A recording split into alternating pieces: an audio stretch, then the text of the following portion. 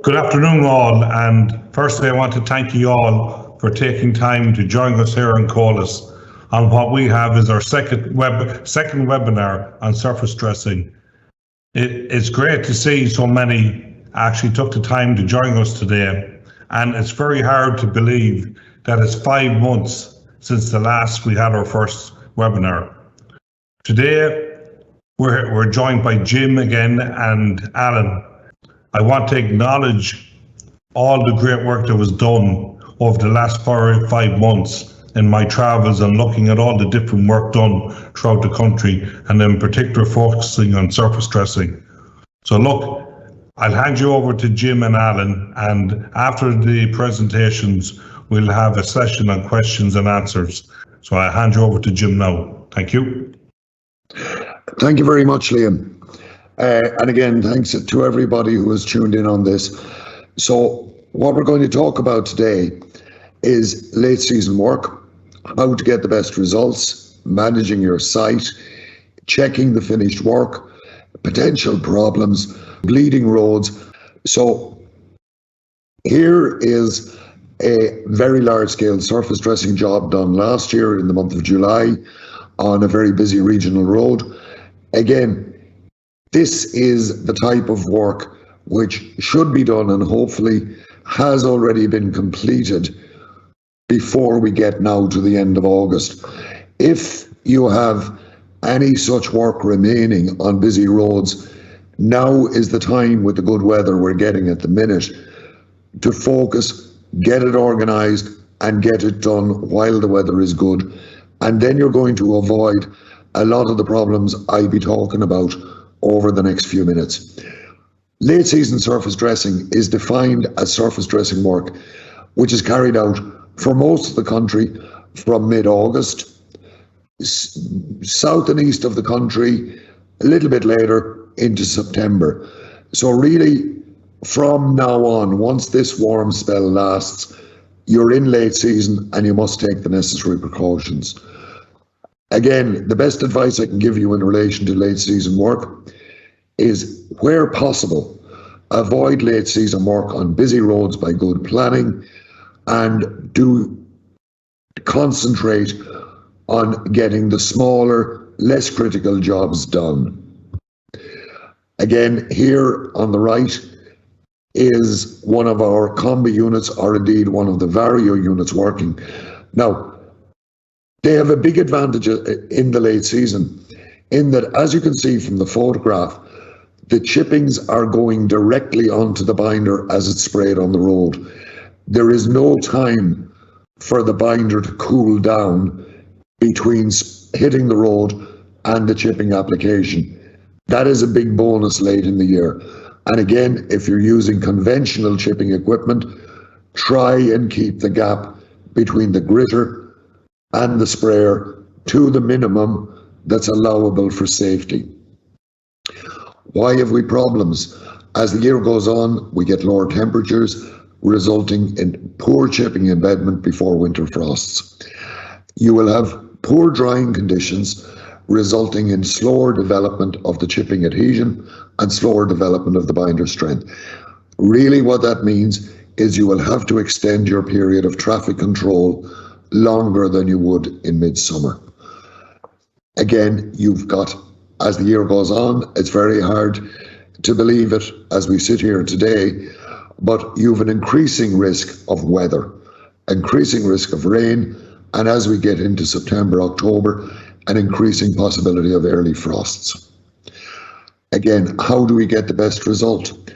Using the IAT guidelines, if you go to page 19, note 3, it will give you the adjustments in your design rates of binder depending on the size of chipping you're using and depending on the month. And as you can see, the amount of extra binder used increases with the size of chipping and also increases month by month. Now, I have a reservation here.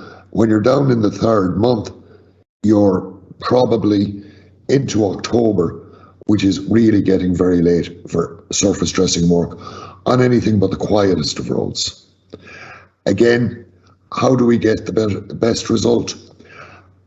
Consider using a smaller chipping than you might otherwise use, possibly a 610 rather than a 10-14 millimeter chipping. Here in the photograph is a close-up of a job which we did in Merlin Woods in Galway in a park within the last few weeks, and that is a 610 used as the final coat in a double dressing on crushed aggregate. Again, if you're getting your chippings direct from the quarry, you will have a high moisture content. Now, if you can allow those chippings to dry out in a stockpile, possibly for a week or so, you will greatly improve the immediate adhesion to the binder. Remember, if the chippings are wet, you have in effect a layer of cold water around the chipping, which is inhibiting the development of the bond. You know, wet chippings, in June or July, it's not an issue because the chippings are nearly drying as they're falling from the gritter, and in fact, will dry on the road very quickly. But even on a day like today, which is a splendid day, the drying conditions are not as good as you get in the middle of summer. Again, we're often asked this, which emulsions to use and when to use them. Again, the IAT guidelines, page 31, table 5, and you see here your road and air minimum temperatures for the two different binders. For cationic 70, an 8 degrees and rising is acceptable to start working. For polymer binder, you need 12 degrees and rising. And again, air temperatures minimum of 6 and minimum of 10 for polymer. In other words, we're now getting to the stage in the year where you may not have sufficient temperatures for the use of polymer emulsion, and therefore use the cationic 70 instead. Anybody tuning in here from Cork or Kerry, you probably, because your temperatures are slightly better, gain an extra couple of weeks for the use of polymer emulsions. But certainly Donegal, Mayo, I'd be getting careful after this hot spell is over in the use of the polymer emulsion. It is not as accepting of lower temperatures as is the cationic 70. Again, when you're doing this work late in the season, first of all, sit down today. Which are the busier roads that remain to be done? Prioritise those, get them done. The coming week with the weather we have is probably the best chance you're going to get. Again, you will need good traffic control, and you may need to extend the period of traffic control later in the evening than you otherwise would. Avoid an early start because quite simply you won't have the road and air temperatures, and equally be careful with a late finish because the roads are cooling down, but more importantly, you may leave yourself in a situation of having restricted traffic and traffic control on roads in dusk and semi-dark conditions. That in itself will have safety implications. So you may be better off to decide we're not spraying past 4 o'clock in the afternoon, 4:30. We're going to have our traffic control on, and we'll have them off the road and the road open in good daylight before it starts getting too dark. Remember, even at the moment, it's beginning to get dark now around 8 o'clock in the evening. A couple of months ago, you'd be quite happy out until 10:30 at night because it was still bright. Again, always check your road and air temperatures. As I mentioned, consider extending your traffic control after the work. And you must check your work regularly after it's complete. Now, here is a job that's been checked and has been found very little wrong with it. In fact, if you look here, you can see where we've taken a sand patch test, and that work was done earlier in the summer. Judging by the sand patch, I don't have the figure, the texture on that road is well in excess of 2 millimeters, which is very good. When to check? Check the following morning. Get out, walk a section of the road, how are the chips embedding? Is the mosaic developing? When the road is been swept and afterwards, is the sweeper doing any damage? If so, maybe you postpone sweeping or you adjust the sweeper to make sure the brush isn't too harsh on the road. Check after a week or two. One of my tricks when I'm driving a job, if the road is lined some weeks after surface dressing, I'm always on the watch out for any loose chips on the white line. If as you drive slowly along the road, you see black dots on the white line, these are most likely displaced chippings.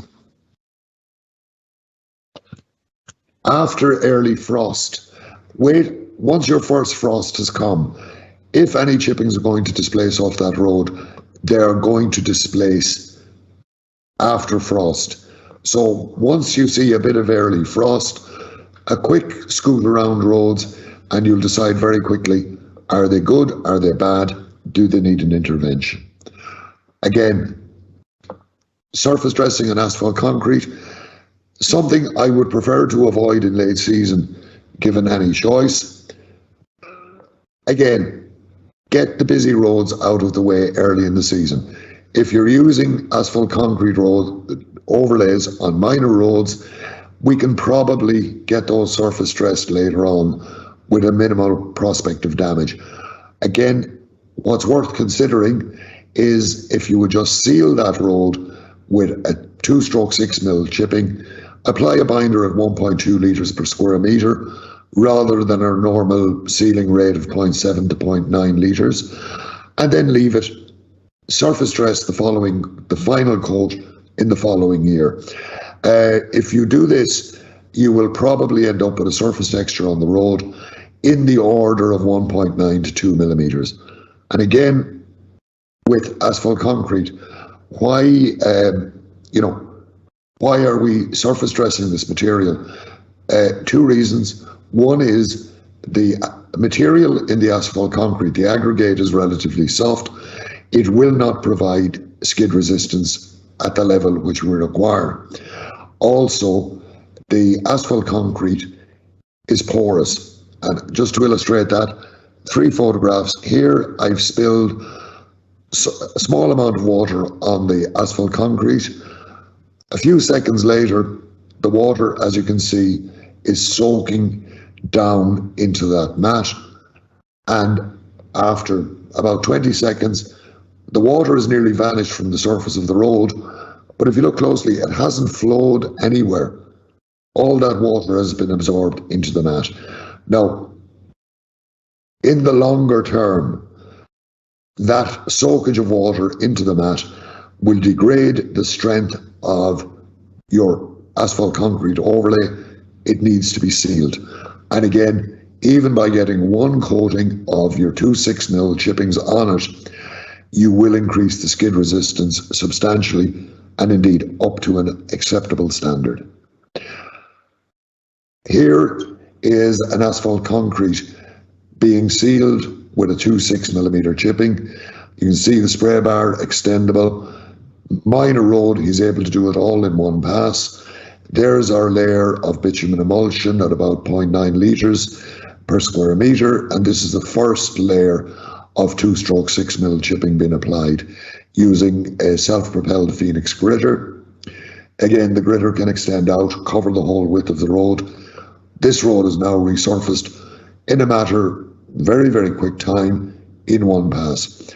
And in the background there, you saw the equally essential component of the whole process.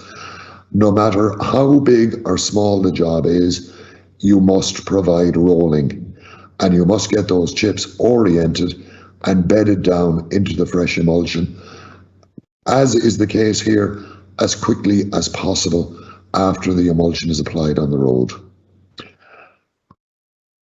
Now, again, on site, practical precautions. If you're working on asphalt concrete, go out in the morning and observe your mat, the surface you're working on. Watch for damp spots on the mat in the low areas. In other words, the mat is almost acting like a sponge. Any moisture in it will drain down into the hollows. You need those hollows dry before you can apply a bitumen emulsion on them. Otherwise, you will get water bleeding up, diluting that emulsion on the road and interfering with your bond. Watch the road and air temperatures. If it's too cold at 9 o'clock in the morning to spray the road, relax, put on the kettle, have a cup of tea. It'll certainly be warmer by 10 o'clock unless the day is very bad. And if it's too cold to work and there's a lingering frost, you just don't do it. If at all possible, have the chippings dry. I've said this before. Again, if you can leave your chippings in a stockpile, if you look here, you can see the moisture is from the washing process is draining out of those chippings. The drier the chippings are at this time of the year, the better a bond you're going to get. And extra rolling, extra traffic control. So, again, I suppose the next question, this again is from the Merlin Woods, using one of the combis, surface dressing on the granular material. And after all the caution I have given you, you may ask the question, and I think it's quite valid, well, what work is suitable for late season? Well, the least risk is a double dressing on granular overlays. Again, use the IAT Design Summary 7 and consider using the smaller chipping sizes on quiet roads and LIS schemes. Here is an excerpt from the summary. Now, the preferred method is a double dressing using either a 1014 and a 26 or a 1014 and a 610. I would suggest if you're getting late in the season on quiet roads, you might go for this combination here. And I have prepared already just a very quick design for sealing of unbound layers. I'll just go through that now quite quickly. Again, this now is using the IAT design calculator, which you can download from the IAT website. It's an Excel-based program. You fill in the relevant parameters. It does the calculations. So here, we better put in the name of the road. I did the design, road number, the date, and who's the road authority. What was the old road surface? Has it a hard shoulder? PCSI rating. It's 8 because the road is in good condition and ready for surface dressing. Quiet road.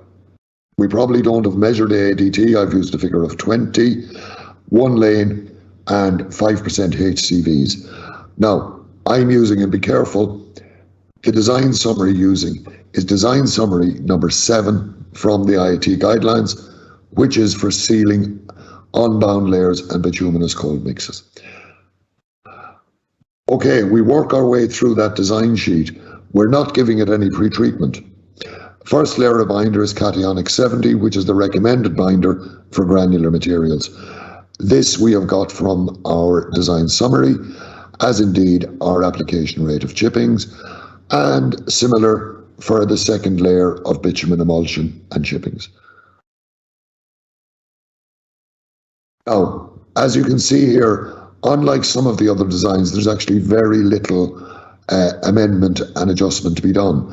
We must allow for the flakiness index of both chippings. I've used a figure of 14 for the 1014 chippings, 17 for the 610s. Again, if you're doing the design, go to your analysis and get the correct figures. These ones I'm using would be reasonably typical. We're not using gravel chippings. So we're given a rate here of 2.2 and 1.8 for our two layers. Now, we come now to the final adjusted rate of spread. And in that, if you look on the design summary, it will tell you which are the relevant parameters. We don't adjust for season on the first layer using this design. We adjust for season on the second layer. I have made an adjustment, as we're not very far into late season, of 0.1 for that second layer. Now, again, if the question has been asked of me, how do I know which adjustments to make on which layers with different designs? go to the design guidance sheet for the relevant type of surface dressing, and it will tell you. Equally, if you use the design calculator, it will only allow you to make the adjustments which are relevant to that. Again, we've made, for the shaded areas, we've made an allowance. None for any of these. Chipping size, Alan will talk to you about this. This is from our analysis of the chipping. So our 1014 chipping is within spec, slightly on the small side. We reduce our spray rate by 0.1, giving us 2.23 as a general rate of spray for the first layer, 1.95 for the second. I would take those as 2.2 and 2, and again in the shaded, 2.4 and 2.2. It's become an increasing problem in the last couple of years. We've recorded road temperatures in excess of 50 degrees during the last 2 summers, which is very unusual in my experience.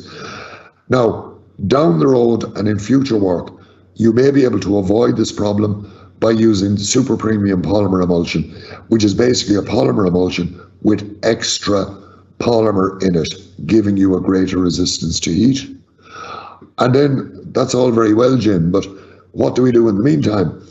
Okay, if you have the problem during hot weather, apply dry 2/6 millimeter chippings. Do not apply dust. If you apply dust, it will kill the problem immediately. The dust migrates into the excess bitumen and then contributes to further fatting of the road on the following couple of days. Consider using ultra-high pressure water jetting to remove binder from wheel tracks. We have done this both as a treatment of the problem and also as a pre-treatment of roads which are partly fatted ahead of surface dressing. And why is this problem rearing its head now? I did a little bit of rooting on the internet, and I came up with this slide, which quite honestly, I find quite frightening. This indicates the variation from the mean annual temperature in Ireland since 1901. Anything that's blue or light blue is below average. Anything which is pink or red or deep red is above average. And if you look at that from about late 90s to the present few years, we're getting hotter. Now, we as binder manufacturers are going to have to accommodate that in the short term. Our customers are going to have to accommodate their practices to avoid the bleeding problem and to be able to work in what appears to be a hotter climate than many of us are, well, certainly than many of us experienced early in our careers. Okay, here is a piece of road which is fatted up. If you look at it there, we've measured the macro texture, 0.43 millimeters, not good, and our skid resistance, we're not satisfied that road will provide sufficient skid resistance, particularly in wet conditions, because it doesn't have the macro texture. Here is a portion of the same road after having been water jetted with the ultra high pressure water jetting. As you can see, a substantial amount of that extra binder has been taken off the road and the texture has been renewed. And here is the texture been measured after that treatment. 1.86 millimeters of texture, which is, very, very acceptable and will provide a good level of skid resistance. Now, that's the end of my portion of this presentation, and I'm now going to hand you over to Alan, and both of us will be available afterwards to answer any questions you may have. Thank you very much for your attention. You're very welcome to our second surface dressing seminar. My name is Alan Anderson. Today I'm going to talk to you a little bit about the fog seal process. From the last seminar we had a lot of questions on the chipping testing and chipping analysis, so I'm going to go into a little bit of detail of what we do in the lab work there. And finally, I'm just going to talk to you a little bit about some of the Spraybar testing again and problems that we've seen over the last 2 years. So I'm just going to talk to you a little bit about the fog seal process. So what we see on screen at the minute is our fog seal on the right hand side of the road here, and on the left hand side is waiting to be done. So typically, what is a fog seal? A fog seal is a thin layer of bitumen emulsion sprayed at light rates over a surface dressing that is showing failure. So again, I'm just going to get into a little bit of how do we spot a failure. So again, touching on a little bit of what Jim said, we kind of see this in late season work. Maybe we undersprayed the surface dressing. We might have, there might be a problem with your sprayer. There might be a problem with the application. And what you typically see is loose chippings. Now, I'm talking about loose chippings after the road has been swept. Maybe you'll see it 3 or 4 days, but this is typically what we see. The picture on screen at the minute. This is on the side of the road. You see a lot of loose chippings. So again, it's something to watch out for there. That's one of the first signs. The second sign we see is in your shaded areas. So again, what's happening here? I think Jim touched on it. Your mat isn't getting up to the temperatures in the late season work, but also in the shaded areas, the road doesn't just get as warm as maybe other parts of the road. So we're not getting our embedment of the chippings into that binder. So that's the first place you see a bit of stripping. So typically, what do we do next? So I suppose I'll just go through the fog seal process. So when you do see this stripping late into the season, maybe early January, February, you might spot it. There is a process we can do. So if you give us a call, to me, the Jim or myself, we'll do something called a fog seal. So we fog seal the road surface at the lower rates of the binder. This is a test we do then on site. So we want to make sure that binder breaks on the surface before we let cars traffic it. So we use just a piece of tissue paper. We blot the surface. As you can see there, when you blot it, in this second picture, the tissue paper comes up black. The binder is still alive on that pavement. So you want to make sure that, like the third picture here, you leave it for half an hour, 40 minutes, however long it takes. So again, we're typically doing this work in late season work. So from October, November, December, January, February. Again, you want to pick the best day that you have. So you want to have fairly good weather. You want to make sure that there's drying conditions. Obviously, we can't do it in the wet. And so again, depending on the drying conditions, it might take the binder longer to break. So typically, we want to make sure we get the binder broke on the road. So I just show a few more pictures here. As you can see in this picture, this is a day we were doing a fog seal. So again, the road behind it there is brown. The emulsion is still alive on the road. And by blotting it with the tissue paper, again, it comes up still not broke. In this next picture, as you can see, it might be hard to see there, but you can see it is broke. This was after about half an hour, 40 minutes. But when we blotted it, it still wasn't fully broke. So the main thing to do if you are doing this process, either give Jim or myself a call, we'll go out on site, we'll help you through it, or just do this method and make sure it's fully broke before you let cars on it. The process is very good, I suppose, if you are getting a failure, as long as we get out to it in time. It won't give you in them shaded areas, it won't give you back any more texture, but what it will do is save the rest of the pavement. It will hold the aggregate that's there, and hopefully you won't get a big loss of stripping. And the bits that are stripped, we can come back and put on a surface dressing back next year, whenever you get doing it. So I just wanted to touch on that. Jim kind of mentioned some of these problems that we might have with late season. So there is a solution for this problem. If you need any help with it, give Jim or myself a call. So again, in the last seminar, a lot of the questions came in on aggregate testing. So I'm just going to show you a few video clips here, quick edits from a video we have actually on YouTube. So it'll just show you the process of testing the chippings, and to add what Jim said on the designs, where to use the figures. So I'll just go through it, the different techniques. So again, when you have your chip dump, you want to sample the chippings. So the main thing to look out for here when you're sampling is not just take it out of the one location in your stockpile. You want to take it at different elevations along the stockpile, different parts of the stockpile, and make sure you dig into the sample and get a good representative sample. So that's the main thing. Again, labeling the bags for if you send them to the lab here, or you're bringing them to your own lab, a 14 mil, a 10 mil, 6 mil, the lads in the lab will know, but just where you got them from, the source of the chip is always helpful, so that we can come back with results. The next thing we do then is when it gets to the lab, the first thing we do is we reduce the sample with the splitter box that you see on screen. So typically what that splitter box does, it just makes a uniform sample more random, so it splits it in half, and it just leaves it better for testing. So the first thing we do when we get that sample in, we split it down, we dry the sample at 110 degrees in an oven, and we get the moisture content. The next thing we do, as you're going to see now, is we wash the chippings, and we just run them under the tap. We wash the chippings. So this is again to get any of the dust particles off it. We run it through a 63 micron sieve. You'll see that sieve is in the sink there. It'll come up afterwards. So we wash it until the water runs clear. So we're getting all of the dust off them samples and catching whatever we need on the 63 micron sieve. The next part of this process then is to re-dry that sieve. So we put it in the oven again at 110 degrees for an hour and a half, however long it takes to dry the sample. And then we're back to our grading of the sieve. So depending on the size of chipping you're getting, a 10 mil, a 40 mil, a 6 mil, there's different sieve sizes we need. So this is our stack of sieves. Then we get the sample again. So after we dry it again, so we put the dust from the 63 micron sieve back into the sample. We weigh it again, and that gets us the weight of the particles we lost from the first sieve.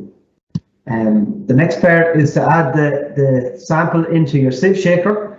So as we see here, this is into the sieve shaker, the different stacks of sieve, and then into our sieve shaker here. Okay? So it's just Jason retrieving the sample again.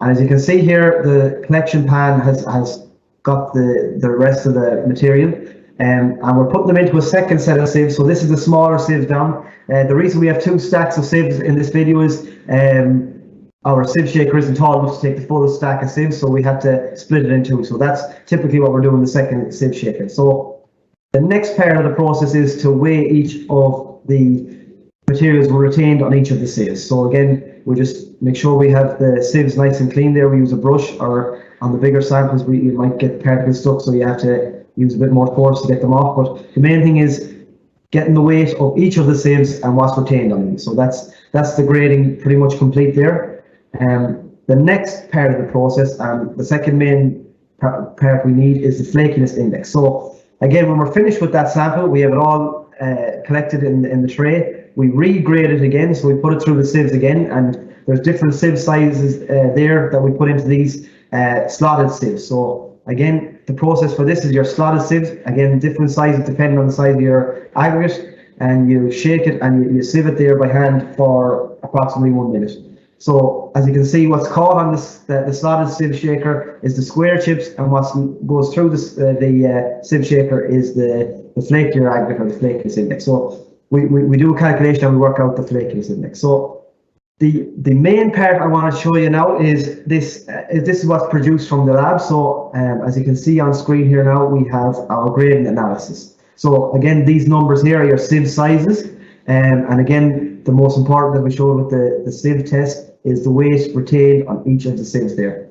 So the first point we want to look at is our dust content. So as you can see on this sample, it's 0.2. It might be hard to see there, but that's your dust content. So we have a limit there of 0 to 0.5. So we don't want to be above 0.5. If you're getting close to that, you have a dusty chip and you might find it hard to achieve a good surface dressing. So again, the point to make there is, if you have dust on the chipping, when you put it on the emulsion, the binder in the emulsion is sticking to the dust and not sticking to the chipping. So you want to have them as clean as possible so you get a good adhesion between your binder and your chipping.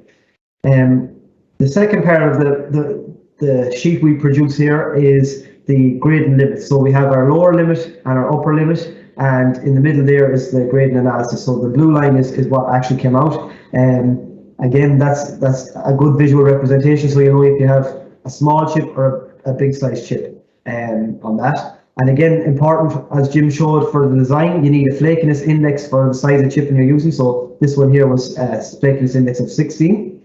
And on our sheets here, we give an adjustment rate. So Jim also talked about that. So it's relative to the size adjustment. So again, it could be minus 0.1, and could stay the same at 0, or it could be plus 0.1, depending on the size of your chip.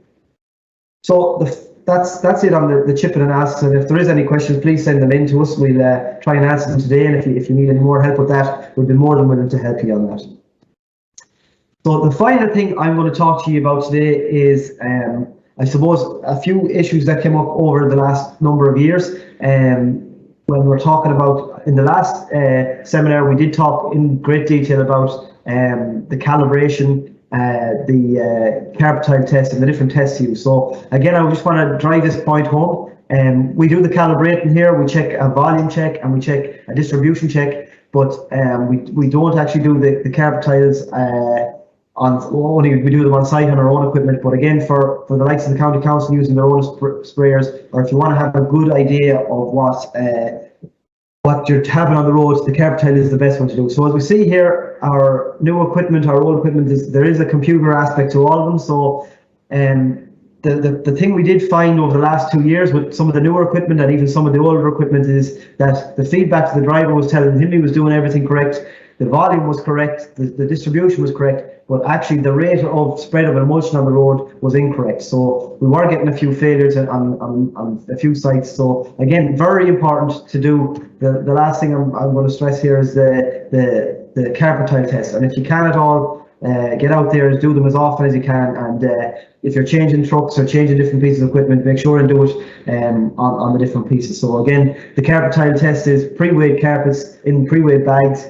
You put them down, drive across them with your emulsion sprayer, and then you lift them again, put them back in the pre-weighed bags, second weight, one from the other, you know the area, and it gives you a litre per square metre of emulsion on the road. So a very good test to show you what you have on the road, make sure your equipment is working right. So that's just a final point I wanted to make there. I'm just going to talk to you a few bits about our new Go Green website. So again, we're just talking about surface dressing today. I suppose just that you're aware, our surface dressing is a green product and one of the greener products. So again, there's a QR code there if you want to just scan that and go to that website. We do have a YouTube channel. So again, the QR code is there, COLAS Ireland on YouTube, some very helpful videos. I know this seminar video will go up. The last seminar video is also up there if you want to catch up on that or some things you need in that. We have a LinkedIn page. Again, we put up things there regularly, again, to do with the season, the different times of year, so the different things that's going on within COLAS Ireland. And the final thing is the website. So if you want to go there, you get all of the information there again. So as I always say, and as Jim is happy to say, that's my contact details, Jim's contact details. If you have any troubles throughout the rest of the year, if you want help with anything else, there's our contact information. Please get on to us, and we're very happy to help. So thanks very much for your attention. I'm going to pass you back to Liam. I think we have a few questions and answers. So thank you. Look, Alan and Jim, like the amount of information you're giving us there is a lot, going from, say, planning your surface dressing, looking at bleeding, looking at the type of chips, looking at the problems they can occur, looking at the equipment, okay, looking at fog sealing, okay, deciding what type of emulsions we use. So look, I have a lot of questions that people have put into me. Some come in on the internet now, and some come in prior to the webinar. And one or two are focusing on sustainability and using surface dressing as a green solution to road maintenance. So I think, look, I'm going to throw a few questions at you if you don't mind. And I think, you know, when we look at the purpose of today was all about maybe looking at our program, our surface dressing program, our road maintenance program. One or two of the questions I got in were based on the type of binder we're using now, and when should we consider changing from polymer to 70. I suppose the general advice I would have is, for most of the country, the conditions are probably not suitable for polymer emulsion really once you go through mid-September in normal weather conditions.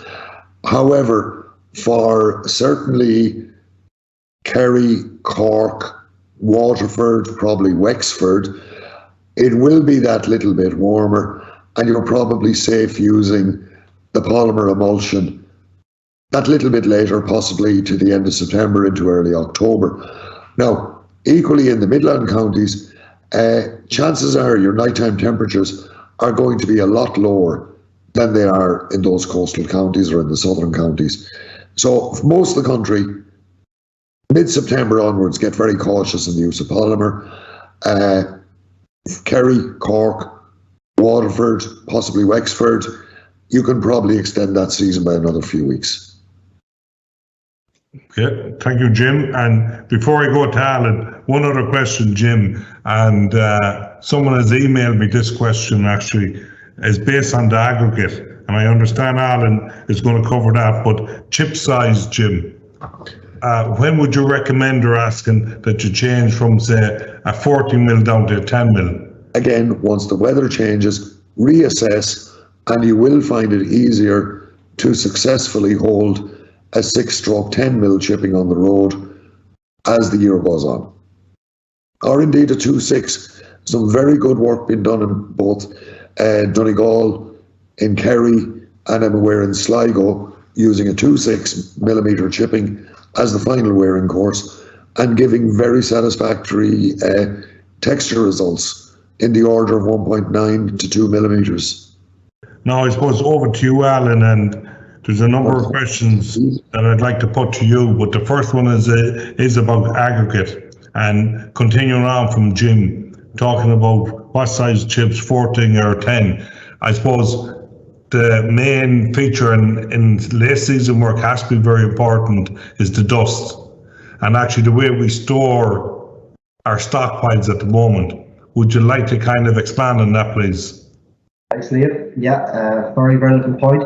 As I suppose the big thing, as I said already in the presentation, is if an aggregate is coated in dust, the binder is sticking to that dust and it's not sticking to the chipping. So again, when you have your stockpiles, I suppose this time of year now we might be cleaning up stock yards, we might be getting all the chippings we have, but try to get them cleaned up. So again, it's essential that you get them tested. So you might get someone very eager to get the last chipping out of it chipped up, but again, we know the ones that's on the bottom will be moved round. They might be coated in dust again. So it is, even though the source of chippings might be the same, they might have got extra handling, there might be something like that. So again, what I showed there in the presentation, the testing of chippings, it's a relatively straightforward test. If you have a lab yourselves, it doesn't take too long to do it. If you want to get them to us, we do a lot of testing on them. But I suppose to have some reassurance and to know that your chippings are clean enough to use them, that's what I would say to do that. And I suppose I do take your point, Liam, that the cleaner the chipping, the better the chipping. And I think that answers most of what you asked me, Liam, anyway, so I'll pass it back to you. Again, I would like to emphasise, and I'm sure Jim and Alan will back me up on this, is the importance of having good quality raw materials for carrying out surface dressing, and chippings play a huge role in that to ensure that to reduce the level of dust, and in particular this time of the year, because we are dependent on the emulsion to deliver a good job as the season gets into kind of, as I call it, late season work. One other question, Alan, that came, and there's actually two, and I suppose you mentioned the green strategy of COLAS, and hopefully in another few weeks we'll have a webinar to explain that, but you did mention that surface dressing is a green solution to our road maintenance. And again, would you like to expand on that in the sense of really how green is it?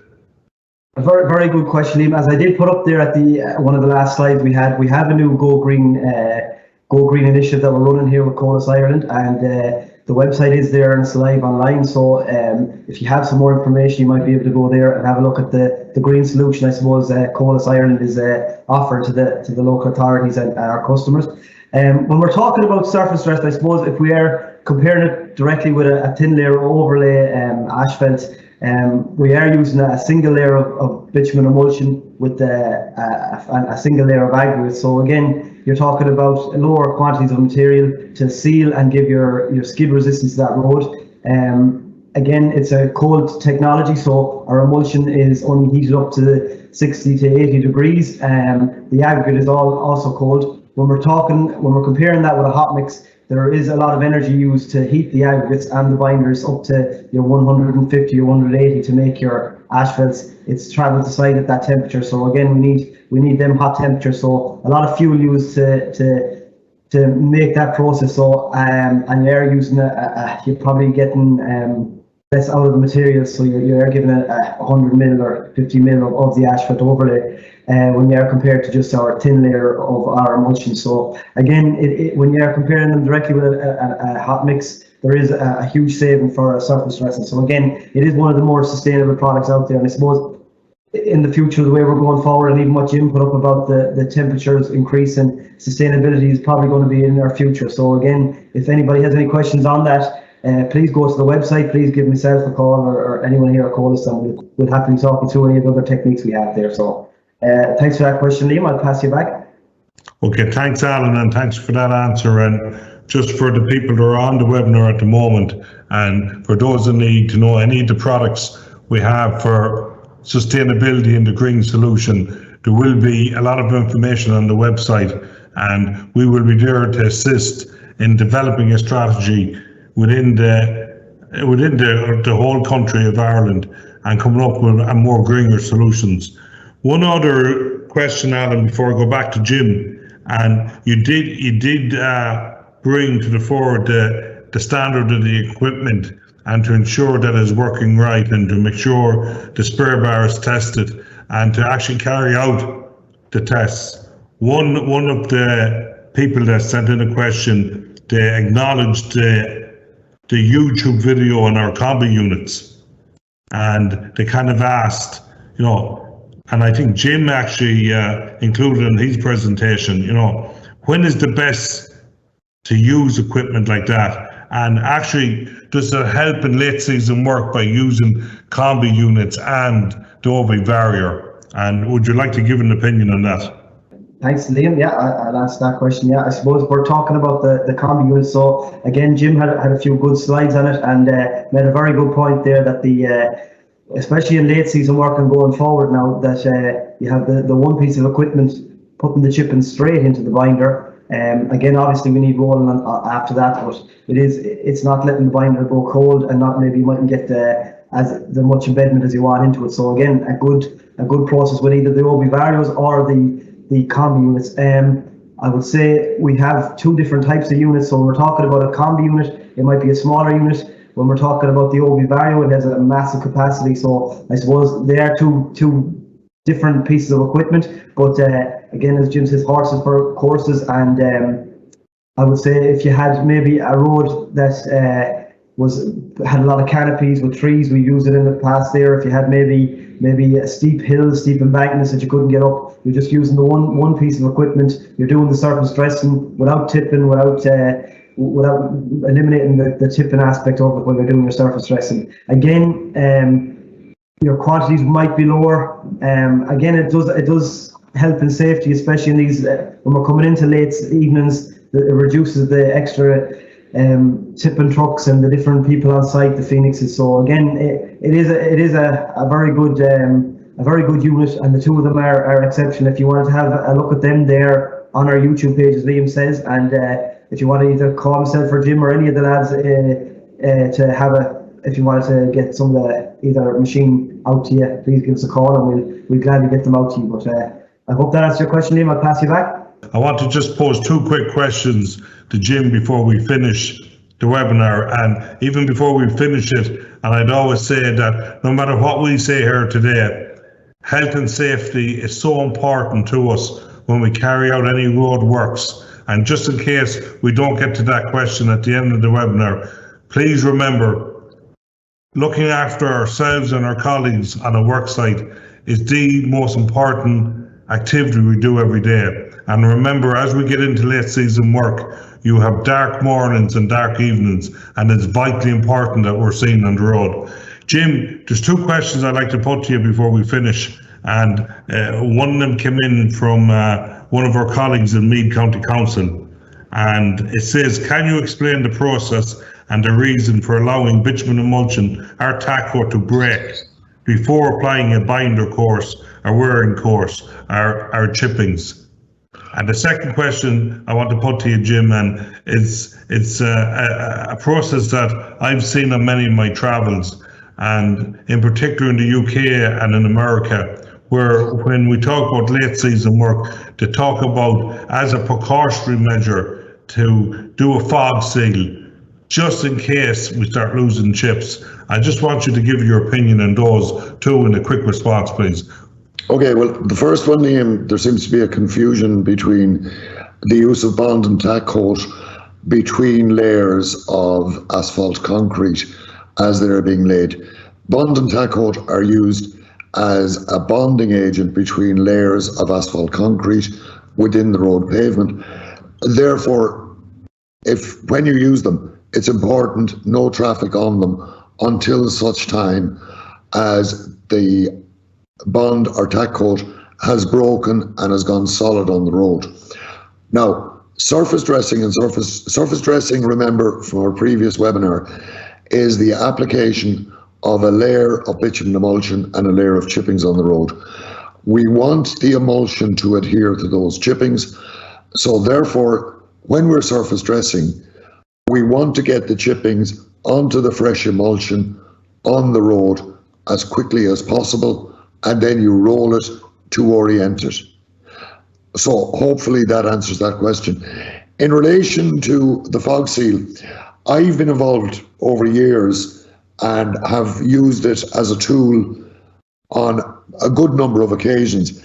I wouldn't consider it necessary on the majority of jobs, because quite simply the majority of work which we're involved with and which our customers carry out generally is problem-free. But what I would say, and I hope it was pretty clear in the presentation, is always, and especially in late season, examine the work carefully when it's completed and even a few days after it's completed.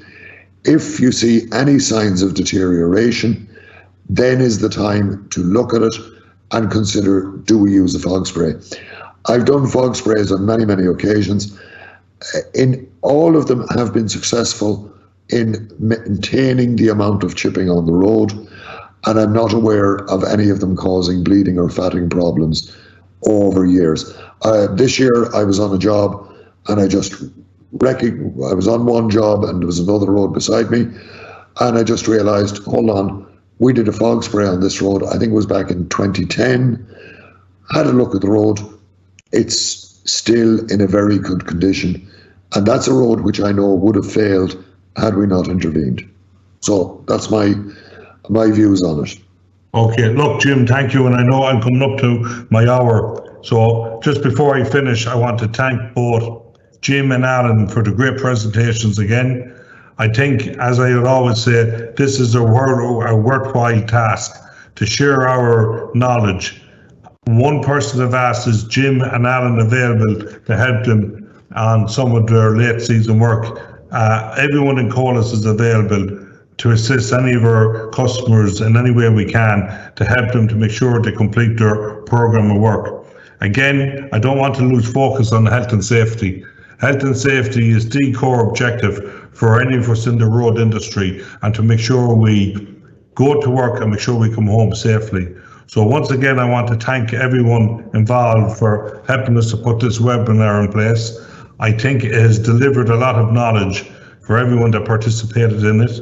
I look forward to expanding them next year again in next year's season. And I do want to emphasize that we hope to carry out a webinar on sustainable solutions for the road industry. So thank you very much. I want to thank the IT team for helping us to deliver this, and thank you for everyone that participated. Safe work, and please look after yourselves, and we look forward to meeting you soon. Take care and thank you.